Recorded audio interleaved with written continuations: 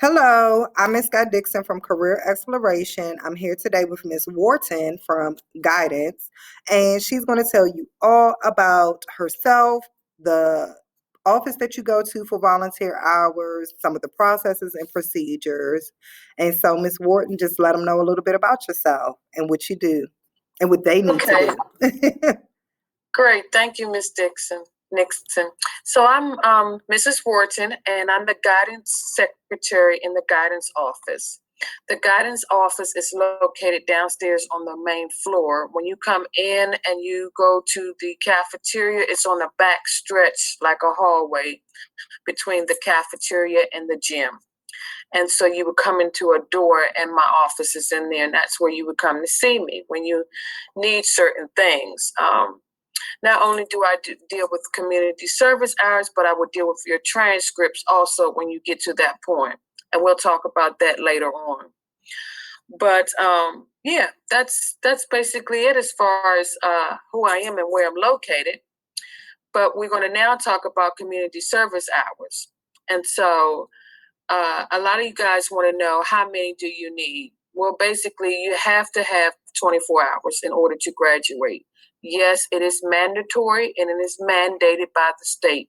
If you do not have 24 hours of community service hours, then you do not graduate. And so the process is going to be, you're going to complete your community service hours. You're going to give it to your counselor, who will approve those community service hours, and then they give those forms to me, and I enter the community service hours into SchoolMax. Now, a part of the approval is very important, and so that's where we're going to go now. I'm going to show you how to complete the community service hour form. Miss Dixon? Dixon, can you please put the form up for me? Yes, I can. Thank you. Okay, there we go. Okay. So if you can scroll down just a little bit more. Okay. Hold on. Students, you should have a piece of paper and pencil to take notes, because you're not going to remember everything. And then you're going to come to my office asking me questions, and I'm going to say, did you take notes? Mm-hmm. Okay, here we go. So you have to complete the top part, your name, your student ID. If you don't know what it is, then look it up in SchoolMax. I'm not going to accept any incomplete forms. The school, of course, is Crossland. Your telephone number. So if I have to give you a call, I can call you if I have a question. It's very important you have a telephone number on here. Your current address, your email address, and your grade. So, Ms. Wharton, when you say email address, you mean school email address, correct? The student's email address. Mm-hmm. Mm-hmm. Okay. I can email them if I need to. Right. Okay. Any concerns or anything like that. Okay. Some students don't have a phone number. That's cool. Put your home number down there. So when you do your community service hours, it is a learning procedure. And those check marks that we're seeing at the bottom in the middle here are what you need to think about when you're doing your community service hours. You know, you have the student meets and recognizes the needs in the community. We're going to talk a little bit more about what that means. The student achieves curricular objectives. So you have to meet all 7 of these requirements. It's 7 of them, I believe. 1, 2, 3, 4, 5, 6, 7. 7 requirements, yes. In order for your counselor to approve them. Once you complete your community service hours, you have to answer the questions that's in this block. And I'm going to show you later on in a few, after we finish this form, some unacceptable answers and some good ones. They have to be thought out. You want the answers to be thought out, and you want to really think about what it is that you did when you prepared. I think the first one is share what resource you did to help prepare and what you learned. Okay. Don't say I slept real good last night. That's not a way of preparing for it. You needed to do some research to find out what you need to do to prepare for that activity. Let's say you're going to go and help make masks for the COVID pandemic. So then maybe you had to contact somebody to see if there were supplies that you needed, or maybe you needed to find out who you're making the mask for. So what if it's children or daycare? So then now you know that you need to make a smaller mask. Just think about your answers. The next one is describe the service hour activity. So you have to make a detailed description, not I walk down the block around the corner to catch a bus. That's not a detailed description, okay? I'm going to show you someone who really took a student that really took some time, and I like that they really took time answering those questions. Okay, and then the next one is share how people were impacted by your efforts. Suppose you went to a virtual online for the elderly where you read to them, maybe virtually. Okay, so you would explain that you virtually read a book to the elderly, and that person was really excited after I read to them and we talked about certain things. And I really understand that the elderly need attention, and I enjoyed that. Those type of things is what you want to explain. Okay, next question, Ms. Dixon. Some of the students wanted to know, like, what are some things that they can possibly do during COVID, or just where are some places that they can possibly find community service activities? Okay, I have a list that I'm going to share with them at the end of this presentation. So we'll discuss that at that time. Okay. It's made for the COVID pandemic for kids to go and complete their community service hours. So it's expected that they still finish the hours even though we're dealing with the pandemic and hybrid learning and virtual learning. Yes, yes, it is expected. They have to still do it. At last year, they came up with resources, and so that is why they're still making it mandatory. And what if a student wanted to create their own community service opportunity? There's a resource for that, okay? And fine for them to do that. And that's part of the document that I'm going to share with you all. You can also sponsor a community service platform for them. And they can do it with you. But it has to be done, which is some of the things that I'm going to go over. There's certain qualification and criteria. Like it has to be done after school hours. They can't be in your classroom helping you clean. That's community service hours after school, because how are they servicing the community?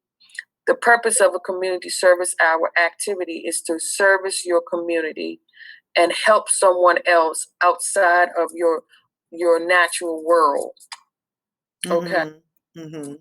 Yeah, I actually have sponsored an activity before, and it was I had students that participated, and they came out on a Saturday, and they did some work to feed children globally, and it was a great opportunity. So for sure, that's one way. And the reason why I brought up them being able to do it themselves, because I have a student last year, and I got the news clip on her maybe about a week or two ago. She did a sock drive and collected over 3,000 pairs of socks. So I shared the news clip with my class because I thought that was awesome that she got a chance to do that. Yes, there are, and I also do community service activities before the pandemic. I haven't did anything this far because, of course, we all been trying to get through it. But I did Reef Across America. Oh, yes. Yes, and so a group of us go down on the bus. I do an instructional. See, that's another piece about community service hours. There has to be an instructional piece where they learn something from it. And then we all catch the bus and we go down to the Cheltenham's location of the Reef Across America, the one here in Maryland, that's 30 minutes away. It's not even really 30 minutes away. We don't go to the one in Arlington because it's just too, I think it's too much going on up there to be responsible for students. But the one in Cheltenham is really nice. And we go and we place reefs we have a lot of buried veterans from Crossland at that location. And so we make sure that they also get reefs placed on their sites. The first time I did it, students were like, I don't want to go put reefs on nobody's grave. But once they got there and they saw how beautiful it was and how it looks, and it was cold. It's usually during December, I'm sorry. It was cold, but they really enjoy it, and that's a good one, and I enjoy doing that when we do that. But yeah. So, Ms. Wharton, I think that that's awesome. Do you mind just sharing with the kids, since we are moving in the direction that Crossland will be a CTE program, can you just maybe briefly talk to them about how community service will can also be put on their resumes and their college applications? Yes. And so basically when you don't have to do the 24 hours either. If you do more than 24 hours, like you get in the hundreds and the 200s, you can apply for scholarships because you have exceeded it and you have learned a lot, and you've really been out there in the community. And so they give away scholarships. You just go online, and grants. You just go online and research community service hours. And so you don't have to stop at 24. And by this being a CTE school, that's just another wonderful thing to put on your resume, is that you've done a lot of community service hours, especially the young lady that did the sock drive. That wonderful thing to put on her resume.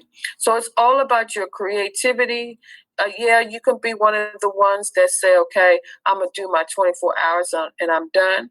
Or you can go overboard. You can always go past the expectation of 24 hours and go bigger and higher than what is required. That's just you going over the top. And this going over the top. Students should do that more often than just meeting the requirements. So let's just recap really quickly. So they would research and look for the opportunity to do an internship. They would come and get the form and begin to answer questions 1, 2, and 3 with details. Well, they can't answer 3 until they finish it. Or 2, they can't answer 2 until they finish it, but they can start with 1 and just talk about if they had to do a Google search, if they had to call someone, if they had to go and reach out to someone, if they're doing it themselves, how did they plan that activity out? Who did they enlist to come and help them with that activity? Or if they worked on it with a teacher, discussing what was the purpose of doing that activity? What legwork had to be done? So that's step 1. Making the decision, how you're going to get your hours, keeping a journal about the process of doing those hours. And then once you do it and you get the form and you fill it out, you complete the form, you talk about what you learned, what the activity was like, and you fill out this form and it has some meat to the bones. So you've really described in detail exactly what you did, how many hours you did it, what you learned from it. You now take this form and you give it to your grade level counselor. Well, I had to stop you there for a minute, Ms. If you scroll down, there's a little bit more important to the form that I really need the students to know about this form, and because it will be denied, this form will be it's not completed right, and that's right there in that box. You put the date of the service, the activity, and the hours. The hours have to be started at least 3:15 when you get out of school.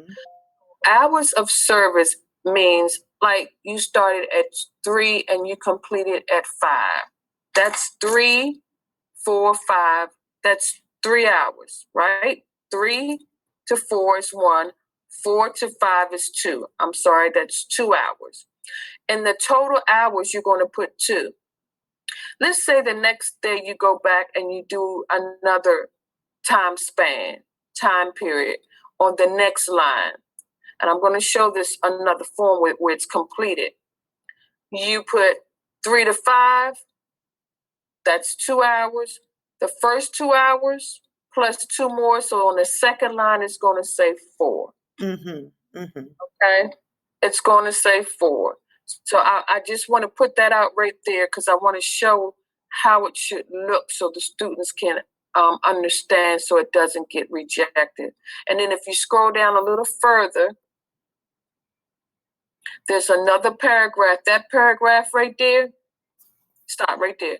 That paragraph right there has to be completed. Okay. That's your reflection. That's your reflection, what you learn, what you gain, what you learn about yourself and others. Then the signature has to be signed by the student and the parent, okay? And then it's date. You do not complete this part. That's the part that I complete. Leave that blank, okay? You leave that blank. So let's go to a form. I'm going to share the screen so I can show them a form, a completed form. Okay, there we go. Okay, so this is a completed form. What I was trying to explain earlier about this student. This student participated in a mask making project. So he put gloves, and it says, describe what you did for preparation. This student put gloves and mask was on while in service. That was no thought at all to how he prepared that procedure. The next one is describe the service learning activity, filling in alphabetical order, numeral order. Did that answer the question, students? Look at that again. Describe the service learning activity, filling in alphabetical order, numerical order. Had nothing to do with it at all. Okay? Show how people were impacted by your efforts. Worked in office with manager. And then the person's name. So that's what I mean about not having thought. Now, you see how I said about filling out this part right here? 12, 12. There's no year there. I don't know what year that was that the student did the activity. Just because they're turning it in this year, they could have did the service 2 years back. Can we stop there for a minute? Let me ask you a question. Does your time frame expire? It does. Okay, can you tell us a little bit about that?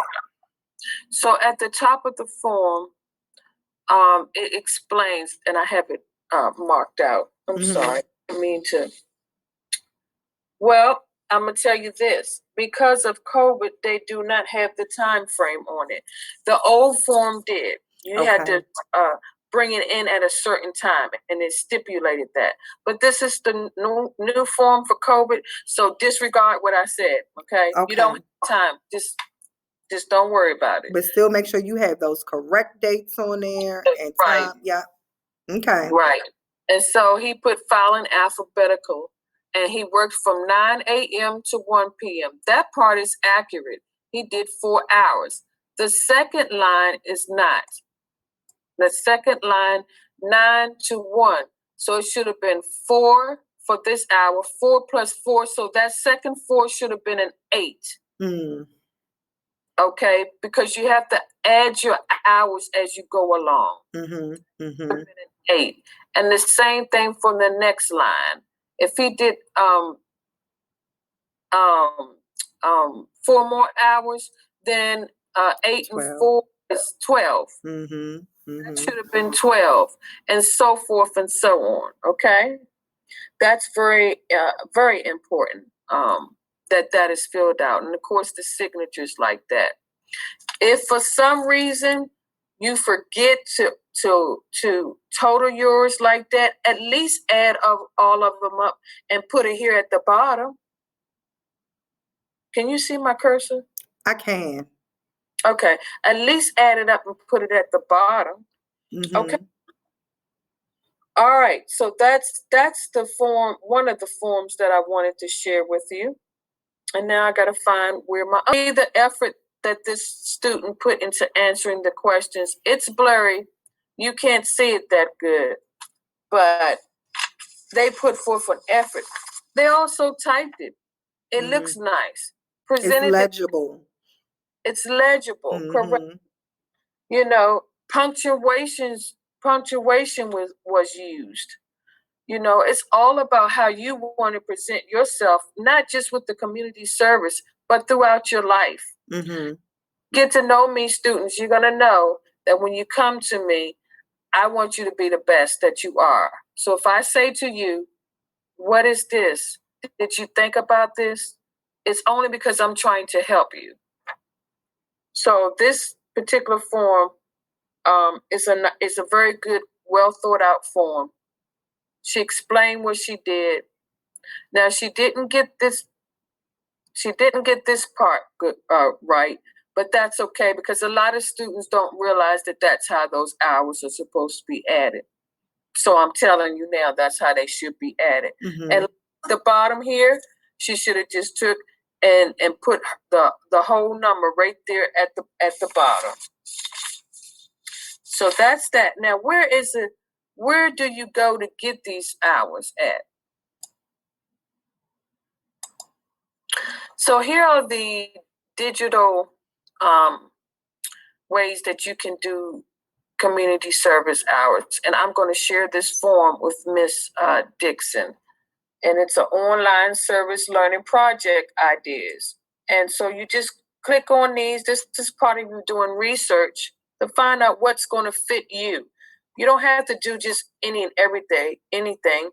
Do something that is going to fit you, that you're going to enjoy doing. The Do Good from Home Challenge. A lot of kids, I see a lot of students that participate with the Do Something. I think that's what it's called. So if you scroll down here and you just go through, this is part of researching.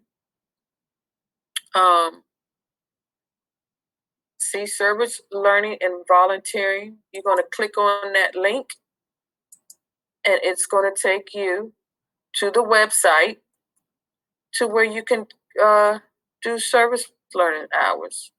Okay? This is excellent. Thank you. But as I said, a lot of kids do the, I forget what it's called because I see it all the time on the form. Oh, somebody had some typos there. Look, it says social distancing. It's no reason to stop service learning. Just do it online. Click on that link right there and bam, that's your information. Answer to your questions. What do I do? Because I have to social distance. You read through this stuff and, and that's your research. Huh? That's your research. That's your research. Use these links. Here's another one. Project Engine, search engine. Tells you how to go on there and search for community service hours. Resources for community-based service learning faculty during COVID-19. Okay. Learning, supporting our community during the COVID-19 pandemic. This is a school that did something. You can get ideas. Pen pals, look at there. You could be somebody's pen pal. I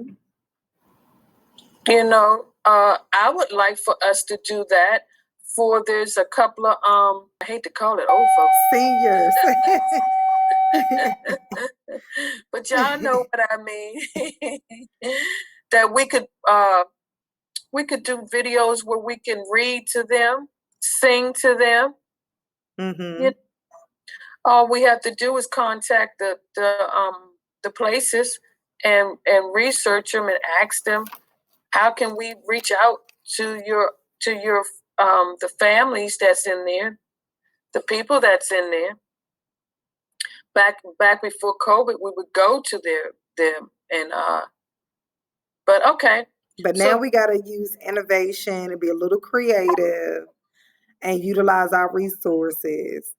So, Miss Dixon, let's do that. Let's contact a couple of the facilities in the area and see if we can do some virtual uplifting for they don't have family that can come visit them anymore. Yeah, that's true. That's very, very true. So let's see if we can entertain them and uplift them and give them some warm fuzzies in their spirits, okay? That's a great idea, Miss Wharton, and I think it just popped in my head. Yeah, I see. You popped it on me. Look, I think it'll be a great idea. And I will talk to some of my students about trying to organize something like that. We are coming to a close of our interview. Do you have any other nuggets, golden nuggets? We needed to go through the administrative procedure. Everything in the county is guided by an administrative procedure. Everything that we do for you students, the county, Prince George's community, Prince George's County has set, it's like, so here in D on this, and I can forward this to you so we can discuss it with them on another day or at another session, right? Okay. Here in D, where I highlighted, explains grades 6 and 12 students must complete how many? 24 hours of independent hours. Okay. When selecting a site for independent service hours, that's where all of this is the answers to your questions that you guys were answering. It has to be nonprofit. What does that mean? Someone that's not doing something for money. Okay. You can't get paid.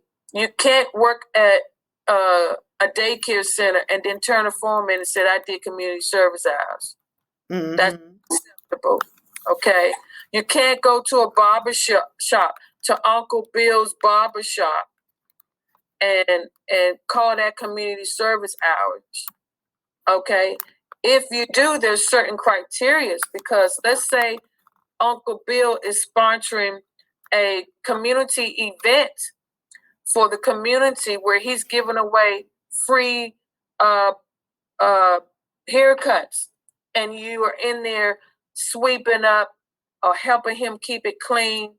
That's considered a community service hours. It's a big difference between going to Uncle Bob's barber shop every weekend and just sweeping up for him. That's not a community service hour. Okay. Even with the daycares, you can do community service daycares.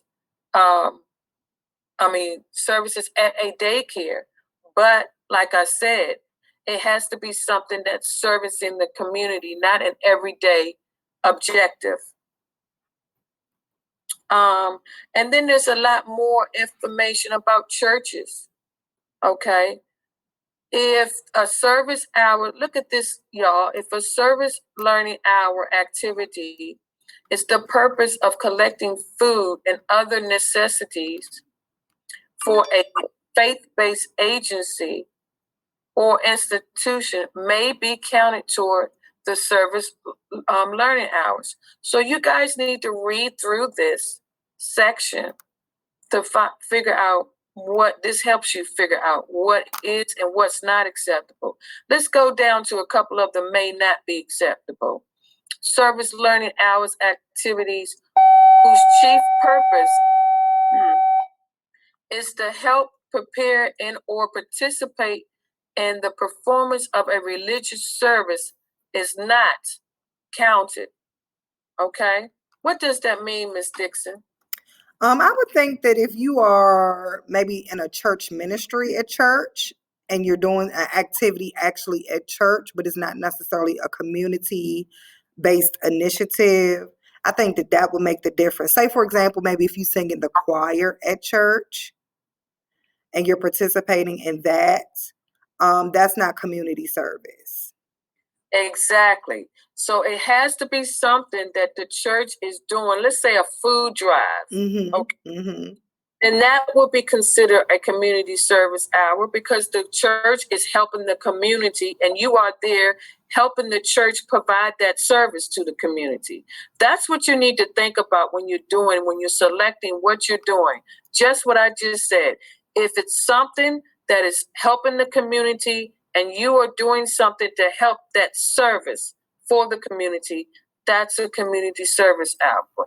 Babysitting at home for Aunt Martha, for a neighbor, or a relative is not acceptable for service hours, okay? Let me sit at home for Aunt Martha. All right. Okay, so I'm going to give that to you. I know we're running out of time, but this is very important to read that section from D on down. Okay, it answers a lot of your questions. Now, did you want to go over some of the questions that the kids had submitted to you? I honestly think that you answered most of them. But if they have any more questions, because we're going to wrap it up because I got a class. Right. So if they have any more questions, they can come to Miss Wharton. She's in guidance. This is her specialty, and she's going to be able to answer any other things that you have. But the key that I hope that everybody gets from this is get those community service hours in. They will benefit you because you need to graduate, and they will also just give you some life experiences and work experiences that are clearly something that's great for every young scholar's future development. So I just want to say thank you, Miss Wharton. I appreciate it. I feel educated. I feel knowledgeable. I feel like I want to go back and do some more community service hours. I actually do a lot of community service usually, but like yourself, with the pandemic, I haven't done anything, but I normally do a lot of community service with my own children, which I have 4. So we like to do it as a family. And I just think it's so important for their growth and development. So thank you for sharing all of this great information. So we're going to try and research that nursing home activity, okay? Yes, I'm going to try to gather some of my students together and put them on that. Please make sure you include me, all right? I sure will, Ms. Wharton. And thank you so much. Thank you again. You're welcome.